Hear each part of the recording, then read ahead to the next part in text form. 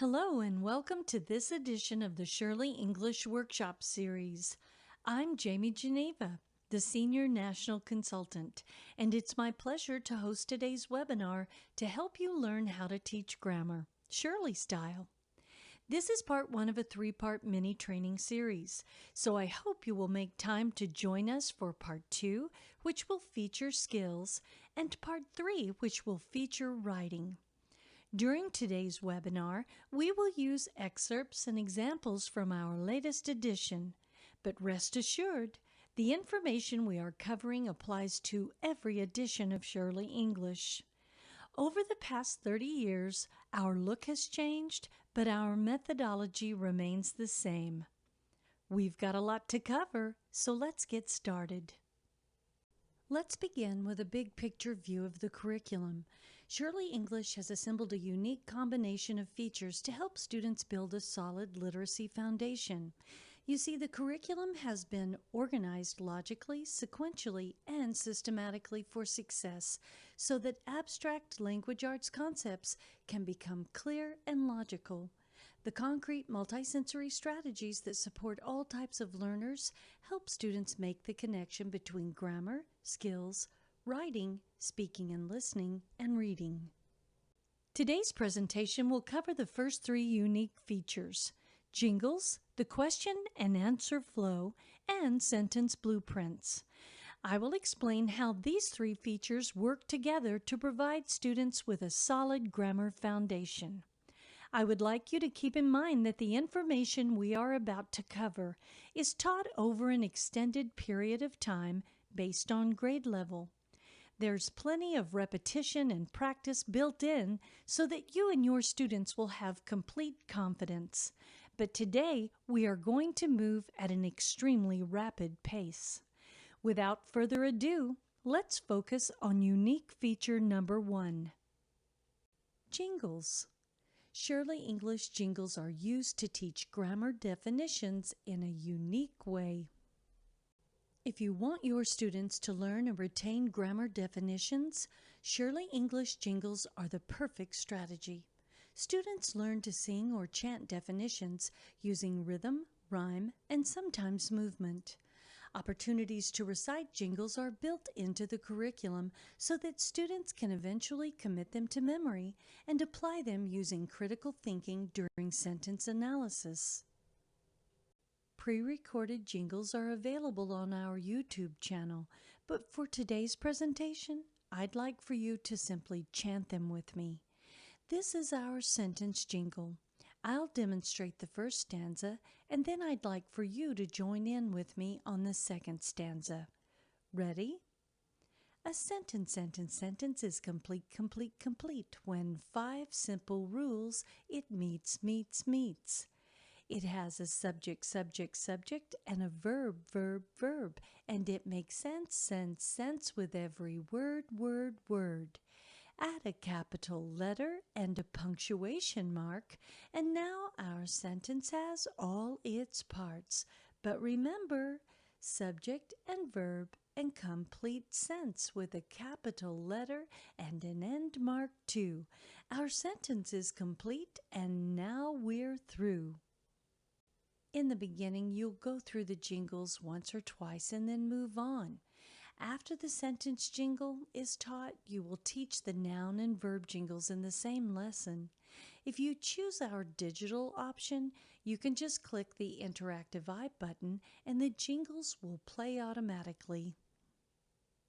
You will notice that most grammar lessons begin with jingle time. Jingles are always introduced or practiced before the actual lesson begins. Again, opportunities to recite jingles are built into the curriculum so that students can commit them to memory and learn to apply them during sentence analysis. Speaking of sentence analysis, the second feature of Shurley English teaches students a strategy to label and classify the parts of a sentence. It is called the question and answer flow. To begin with, scaffolding from one of our unique features to the next is a built-in process in Shurley English. Jingles provide the background knowledge students need to analyze the role that each word plays in a sentence during the question and answer flow. So here's how it works. The curriculum teaches students to read the sentence critically and go through a 4-step process to classify each word. Students will ask the question, name the word, identify its job, and then label it using an order of operations. Take a look at the sample sentence. It says, "The excited children ran around the house." This presentation will teach the order of operations, but I want to assure you that you don't have to worry about it. The teacher's manual will provide a script to help you guide your students through the question and answer flow. All you have to do is follow the script with fidelity. Students will begin by learning the most basic parts of a sentence, the subject and the verb. Then, one at a time, additional parts of speech will be added to the question and answer flow. Before you know it, students will have a solid understanding of how words work together to build good sentences. Parts of speech are the building blocks for writing. Are you ready to get started with Jingle Time? Having fun with jingles creates a positive state of mind for students as they learn essential concepts. Remember, you can choose to sing or chant the jingles. Either way is fine. The noun jingle is the first part of speech students will learn. Let's chant the noun jingle together now. It goes like this. Ready? This is a noun jingle, my friend. A noun jingle, my friend. You can shake it to the left and shake it to the right. Find yourself a noun and then recite. A noun names a person. A noun names a thing. A noun names a person, place, or thing, and sometimes an idea. Person, place, thing, idea. Person, place, thing, idea. So shake it to the left and shake it to the right. Find yourself a noun and feel just right. The noun jingle and the verb jingle are taught at the same time because they are the most basic parts of a sentence. Every sentence has a subject and a verb. Let's recite the verb jingle together. Ready? A verb, a verb. What is a verb? Haven't you heard there are 2 kinds of verbs, the action verb and the linking verb. The action verb shows a state of action like stand and sit and smile. The action verb is always in motion because it tells what the subject does. We stand, we sit, we smile. The linking verb shows a state of being, like am, is, are, was, and were, looks, becomes, grows, and feels. A linking verb shows no action because it tells what the subject is. He is a clown. He looks funny. Once you have completed Jingle Time, you will move your students into the Grammar Time portion of the lesson. Allow me to show you how the second feature, known as the question and answer flow, is taught. Students have just learned the first 2 parts of speech, the noun and the verb. Now they will learn how to use the question and answer flow to locate, label, and classify them in a sentence. To classify a subject noun, you will ask a subject question. Who or what? You will only ask who if the subject is a person. Everything else you will use the question what. After you ask the question, you will name the subject of the sentence and identify it as the subject noun. You will label it by writing SN above the word. To classify a verb, you will ask the verb question, what is being said about the subject? Then you will name the verb in the sentence and identify it as the verb. You will label it by writing V above the word. Allow me to demonstrate what the question and answer flow should look like and sound like. It goes like this. Ready? Children raced. Who raced? Children. Subject noun. What is being said about children? Children raced. Verb. The teacher's manual will provide a script for every single question and answer flow, so don't worry about remembering everything right now. Just be reassured that it's in your teacher's manual. Before we move on, let's talk briefly about sentence patterns. A sentence pattern identifies the order of its core parts. Shurley English teaches 7 sentence patterns in a very logical way. All grade levels begin with the noun-verb pattern called Pattern 1. We refer to nouns in Shurley English by their job, so we call this the subject-noun-verb Pattern 1 sentence.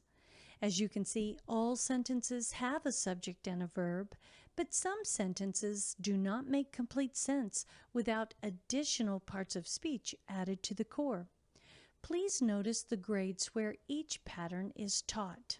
Although multiple patterns are taught in the different grade levels, every grade level begins with Pattern 1 and logically progresses through each pattern.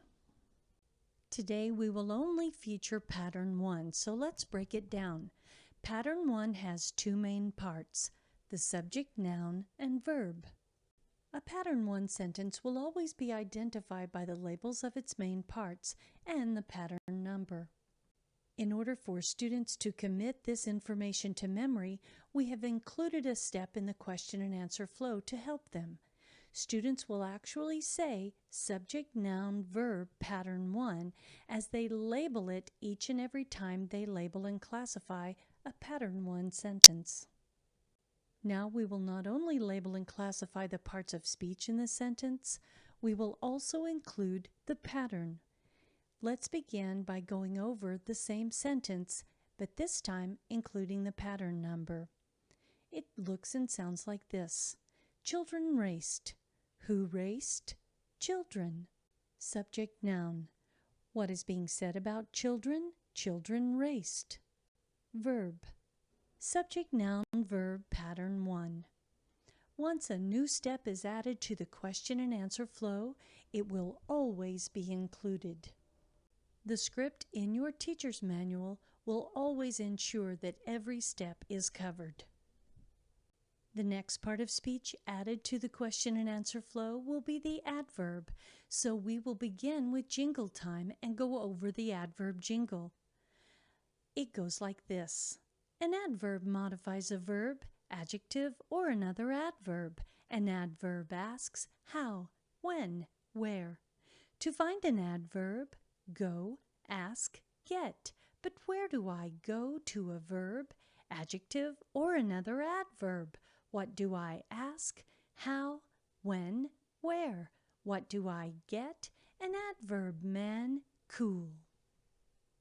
After reciting the jingle, we will move into grammar time. During the lesson, students will learn very important information about the adverb. The lesson doesn't overteach or underteach. It will teach students exactly what they need to know, enabled to identify, label, and classify adverbs. I will give you a synopsis of the adverb lesson. Students will learn 3 important things. Number 1, they learn that an adverb can modify a verb, adjective, or another adverb. Number 2, they will learn to find an adverb using the question and answer flow by asking one of the adverb questions. The basic adverb questions include how, when, and where. The third thing students will learn during the adverb lesson is to label an adverb by writing the abbreviation ADV above the word. Allow me to demonstrate the question and answer flow for you, adding adverbs. Remember that there is an order of operations. We must always locate the core parts of the sentence first. Once we identify the subject, noun, and the verb in this Pattern 1 sentence, students will learn to continue moving to the right until they get to the end mark. It looks and sounds like this. Children raced wildly around yesterday. Who raced wildly around yesterday? Children. Subject, noun. What is being said about children? Children raced. Verb. Raced how? Wildly. Adverb. Raced where? Around. Adverb. Raced when? Yesterday. Adverb. Subject, noun, verb, Pattern 1. Remember that you don't have to worry about anything because you will have a script to follow. The script will lead you through the order of operations so that you can successfully help your students learn to label and classify all the words in the sentence. Here's how it goes as a recap.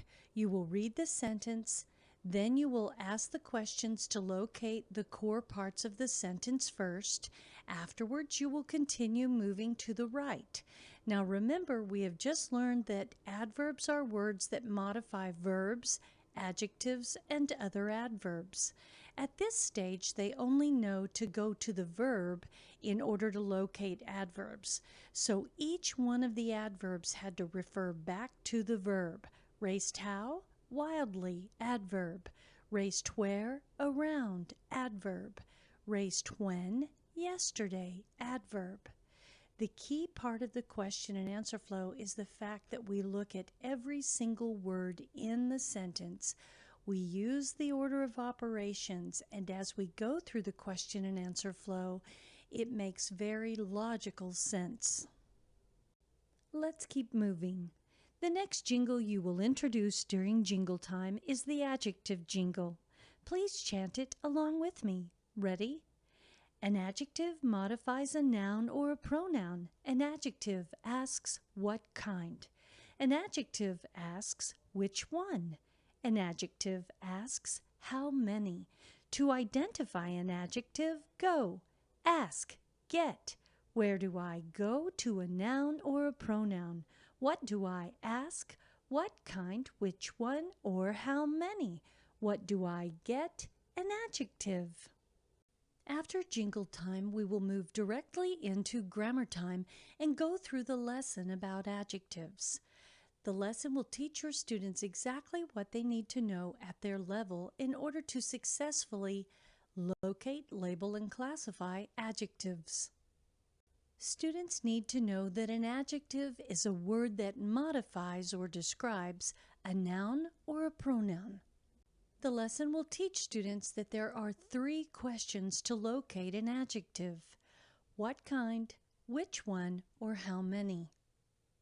Students will also learn how to label an adjective. They will use the abbreviation ADJ. Now let's apply that information using the question and answer flow, this time adding adjectives. Remember that we have learned 4 parts of speech at this point. We have learned about the noun, the verb, adverbs, and now adjectives. We have an order of operations to follow. No matter how long or how short the sentence happens to be, we must always identify the core parts first, so we will locate the subject, noun, and the verb in this pattern 1 sentence. After locating the core parts, we will move to the right, and we will label and classify any of the words all the way up to the end mark. When you get to the end mark, you will go in reverse order using the question and answer flow technique. Let me demonstrate. 3 excited children raced wildly around yesterday. Who raced wildly around yesterday? Children. Subject noun. What is being said about children? Children raced. Verb. Raced how? Wildly. Adverb. Raced where? Around. Adverb. Raced when? Yesterday. Adverb. What kind of children? Excited. Adjective. How many children? 3. Adjective. Subject, noun, verb, pattern 1. Remember to follow the script that's in your teaching manual with fidelity. You will also see an example of what the sentence should look like after you and your students have labeled and classified it. Now let's go back to jingle time and focus on the article adjective jingle. Article adjectives are not a new part of speech. They are adjectives, but they are special adjectives. The jingle goes like this. Ready? I think I'll put it to a tune.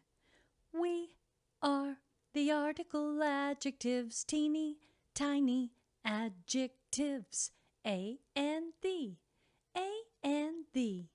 We are called article adjectives and noun markers. We are memorized and used every day. So if you spot us, you can mark us with a capital A. We are the article adjectives, teeny tiny adjectives. A and the, A and the.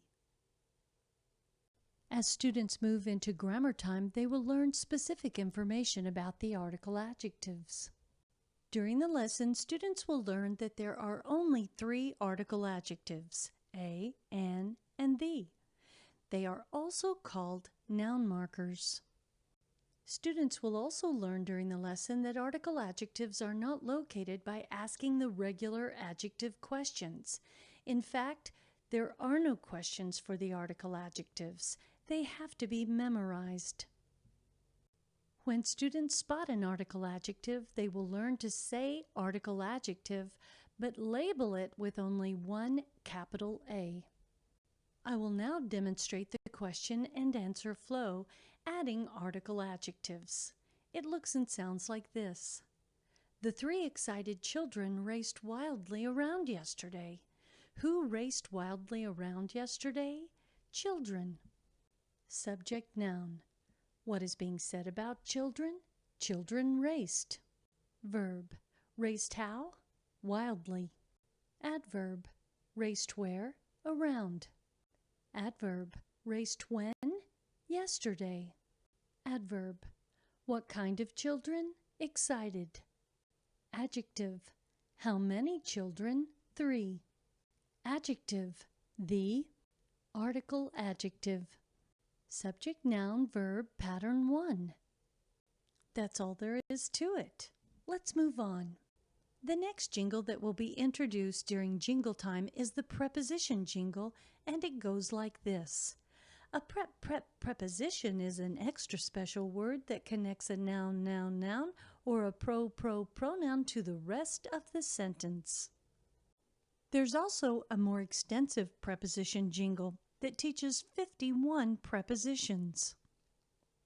This jingle organizes the 51 prepositions alphabetically to assist the brain in retention. After jingle time, students will move into grammar time and learn specific information they need to know about prepositions. First of all, a preposition shows the relationship of its object to the other words in the sentence. Prepositions have to be memorized. Also, prepositions will be labeled with a capital P. A character like Superbird can help students understand how prepositions serve to show the relationship of its object to other words in the sentence. For instance, Superbird can fly over the tree, under the tree, around the tree, to the tree, through the tree. You get my drift. Superbird can help your students commit prepositions to memory. If you have a preposition in the sentence, then you have to have an object of the preposition as well. Let's go over the object of the preposition jingle. I think you'll recognize this tune. An object of the preposition is a noun or pronoun. An object of the preposition is a noun or pronoun. After the prep, after the prep, after the prep, that answers what or whom. During the grammar time lesson, students will learn that the object of the preposition is the noun or pronoun after a preposition in a sentence.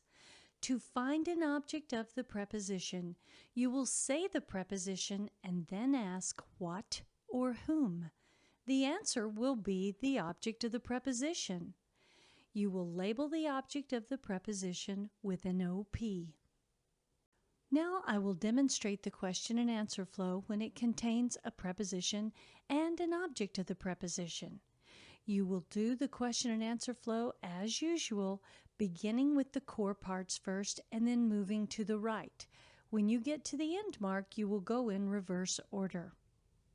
It will look and sound like this. The 3 excited children raced wildly around the park. Who raced wildly around the park? Children. Subject noun. What is being said about children? Children raced. Verb. Raced how? Wildly. Adverb, around. Preposition, around what? Park. Object of the preposition. The article adjective. What kind of children? Excited. Adjective. How many children? 3. Adjective. The article adjective. Subject, noun, verb, pattern 1. Some words could be used as both adverbs and prepositions. To tell the difference, find out how the word is used in a particular sentence. For example, the word down can be an adverb or a preposition. But how do you decide if the word is an adverb or a preposition? If down is used alone, it is an adverb. Prepositions are never used alone. They are used in phrases and always have objects. If down has a noun or a pronoun after it that answers the question what or whom, then down is a preposition, and the noun or pronoun after down is an object of the preposition. In sentence 1, Chuck fell down, we have a subject noun and a verb followed by an adverb. We know that down is an adverb because it is being used all alone. There's no noun or pronoun following it. But if you look at sentence number 2, down is used as a different part of speech. In sentence 2, Chuck fell down the stairs, the word down is being used as a preposition. We know that it's a preposition because it's followed by a noun, the object of the preposition stairs. Down preposition. Down what? Stairs, object of the preposition. Now let's talk about the prepositional phrase. We'll begin by going over its jingle. It goes like this. I've been working with prepositions till I can work no more. They're connecting their objects to the rest of the sentence before. When I put them all together, the prep and its noun or pro, I get a prepositional phrase that could cause my mind to blow. During grammar time, students will learn exactly what they need to know to be able to identify prepositional phrases in a sentence. First of all, they will learn that prepositional phrases contain a preposition, an object of the preposition, and all words that come between the preposition and the object of the preposition. Prepositional phrases add meaning to the sentence, and they can be located anywhere in the sentence. The parts of speech used to construct the prepositional phrase will be labeled and classified during the question and answer flow, and the entire phrase will actually be identified by placing a set of parentheses around it during a step that will be added to the Q&A flow called a skill check. Let me show you how it works. Once a skill check is added to the question and answer flow, it will always remain. The skill check will help to identify 5 specific skills that affect the way a sentence is constructed. Students will learn to identify prepositional phrases. Then they will label and classify what kind of sentence it is by going through an end mark flow. Students will learn to determine the complete subject and the complete predicate of the sentence in an easy way, and then look for adverb exceptions. The last skill will be to check for natural and inverted word order. I'm going to take an opportunity to show you how to include just the first 3 skill checks. The other 2 will come naturally when you get to them in the curriculum. Skill check number 1 is when students will learn to check for prepositional phrases. When we incorporate this step, students will learn to label the sentence pattern and then say skill check. It looks and sounds like this. Subject, noun, verb, pattern 1, skill check. Say that with me, please. Ready? Subject, noun, verb, pattern 1, skill check. One more time. Subject, noun, verb, pattern 1, skill check. At that time, students will learn to label prepositional phrases from left to right. They will actually say the prepositional phrase aloud, and as they say prepositional phrase, they will place a set of parentheses around it. Let me show you how it's done. We have already gone through the labeling and classifying of the parts of speech in the sentence, obviously. So I'm going to pick up where the skill check takes place. It sounds like this. Subject, noun, verb, pattern 1, skill check. At this time, students will scan the sentence from left to right and identify prepositional phrases in the order they appear in the sentence. They will say the entire prepositional phrase aloud and place a set of parentheses around it. It sounds like this. Down the stairs prepositional phrase. Once a skill check has been added to the question and answer flow, it will never go away. So after labeling and classifying the pattern of the sentence, you will always check for prepositional phrases. But what will you do if you don't have a prepositional phrase in the sentence? You will simply respond by saying, no prepositional phrases. Skill check number 1 in this case will sound like this. Subject, noun, verb, pattern 1, skill check. No prepositional phrases. Let's label and classify a sentence that contains a prepositional phrase. Ready? David arrived late for the graduation party. Who arrived late for the graduation party? David. Subject, noun. What is being said about David? David arrived. Verb, arrived when? Late. Adverb, for. Preposition, for what? Party. Object of the preposition, what kind of party? Graduation. Adjective, the. Article adjective. Subject, noun, verb, pattern 1, skill check. For the graduation party, prepositional phrase. Great job! Now let's take a look at skill check number 2. This is where we add the end mark flow. During this step, we will identify the end mark in the sentence and then state its brief definition. Afterwards, we will name and label the kind of sentence. After the words have been labeled and classified, the skill check will sound like this. Subject, noun, verb, pattern 1, skill check. Down the stairs, prepositional phrase. Period, statement, declarative sentence. Students will then place a capital D at the end of the sentence to indicate that this is a declarative sentence. The end mark flow for the 4 kinds of sentences is as follows. For a declarative sentence, students will say period, statement, declarative sentence and label it with a capital D. For an imperative sentence, students will say period, command, imperative sentence and label it with a capital IMP. For an interrogative sentence, students will say question mark, question, interrogative sentence and label it with a capital INT. For an exclamatory sentence, students will say exclamation point, strong feeling, exclamatory sentence and label it with a capital E. Now let me show you the third skill check. After students have labeled and classified the kind of sentence, they will move right into skill check number 3 and locate and divide the complete subject and the complete predicate. After skill check number 2, they will say, go back to the verb, divide the complete subject from the complete predicate.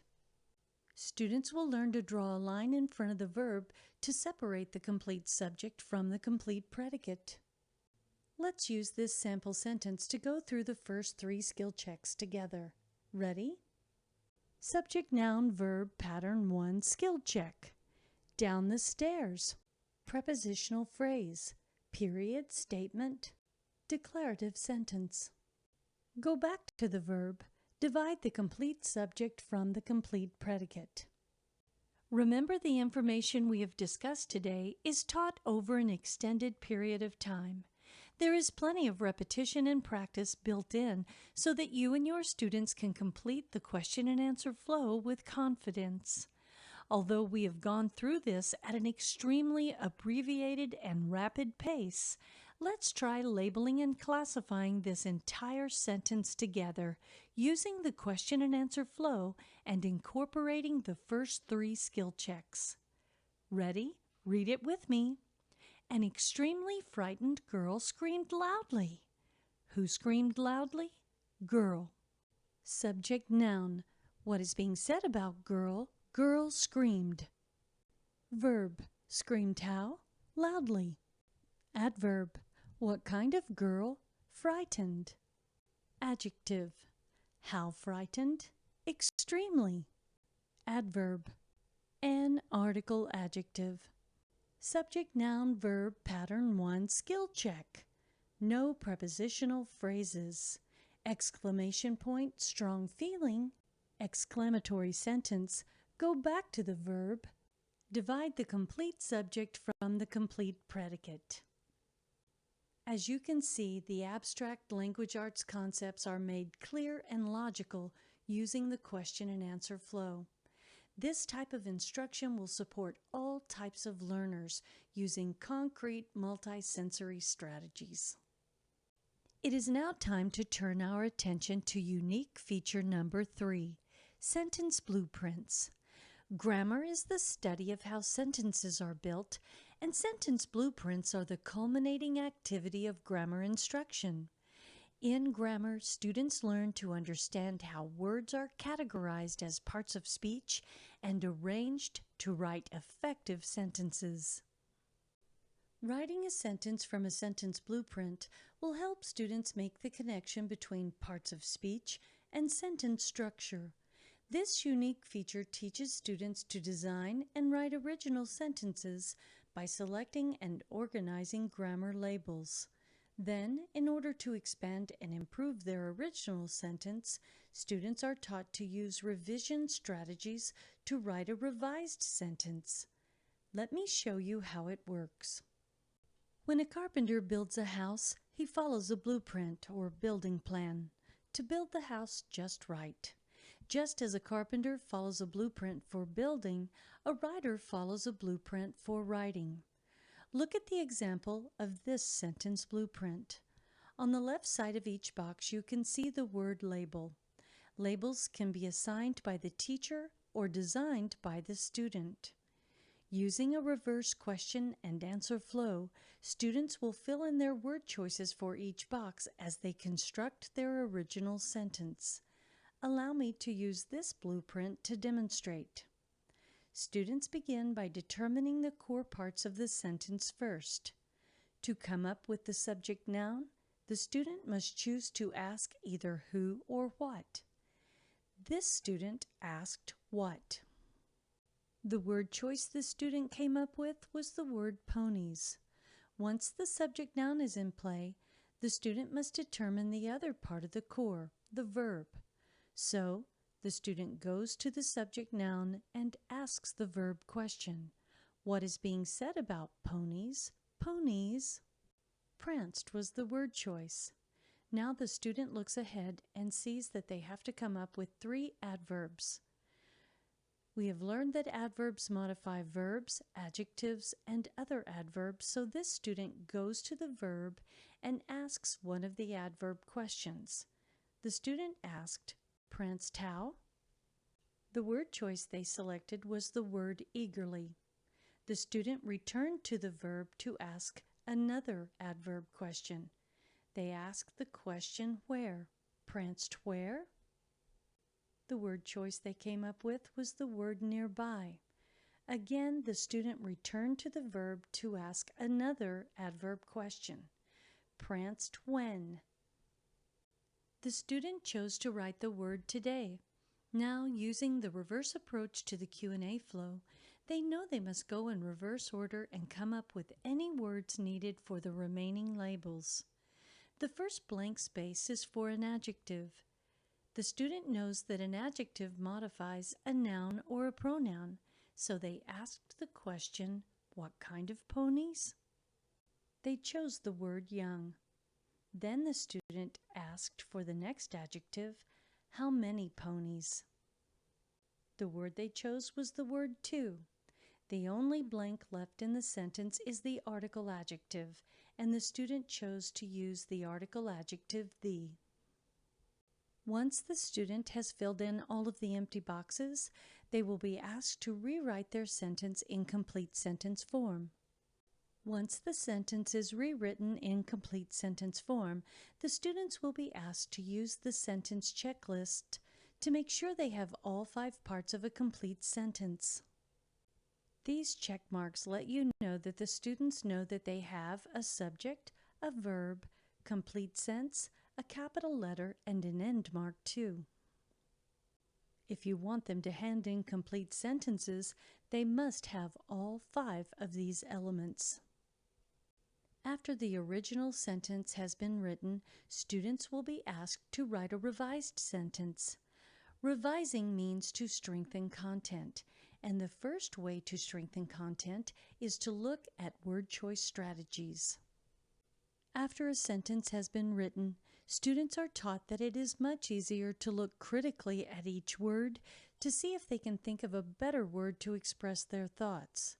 As they go through each word of their original sentence, they can think about changes and improvements they might want to make, beginning with word choice changes like synonym changes, antonym changes, complete word changes, added words, deleted words, and sometimes no change at all for some words. It's completely up to them. Take a look at the sentence blueprint that will help you write revised sentences. You will see the labels in the top line.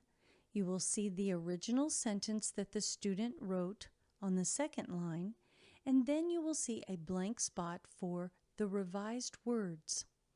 Beneath that, you will see a box that's left open for the student to write their revision strategy. Students can make their revisions in any order.